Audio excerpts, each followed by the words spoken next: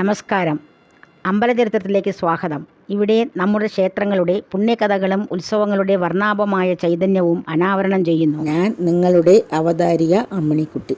വിഷുവിന് പിന്നിൽ പല ഐതിഹ്യങ്ങളുണ്ട്. അതിലൊന്ന് ശ്രീകൃഷ്ണൻ നരകാസുരനെ വധിച്ച ദിവസമാണ് ഇതെന്നാണ്. തിന്മയുടെ മേൽ നന്മ നേടിയ വിജയം.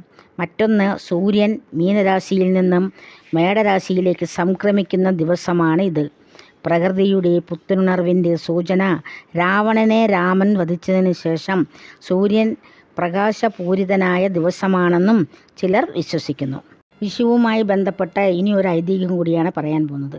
രാവണൻ്റെ പതനവുമായി ബന്ധപ്പെട്ടത്. രാവണൻ ലങ്ക ഭരിച്ചിരുന്ന കാലത്ത് അദ്ദേഹത്തിൻ്റെ ശക്തി കാരണം സൂര്യരശ്മിക്ക് പോലും ഭൂമിയിൽ ശരിയായി പതിക്കാൻ കഴിഞ്ഞിരുന്നില്ല എന്ന് പറയപ്പെടുന്നു. എവിടെയും ഒരുതരം മങ്ങിയ വെളിച്ചമായിരുന്നു ഉണ്ടായിരുന്നത്. എന്നാൽ ശ്രീരാമൻ രാവണനെ യുദ്ധത്തിൽ വധിച്ച ശേഷം തിന്മയുടെ മേൽ നന്മ വിജയം നേടിയ ആ ശുഭകരമായ നിമിഷത്തിൽ സൂര്യൻ വീണ്ടും പൂർണ്ണ തേജസ്സോടെ പ്രകാശിക്കാൻ തുടങ്ങി.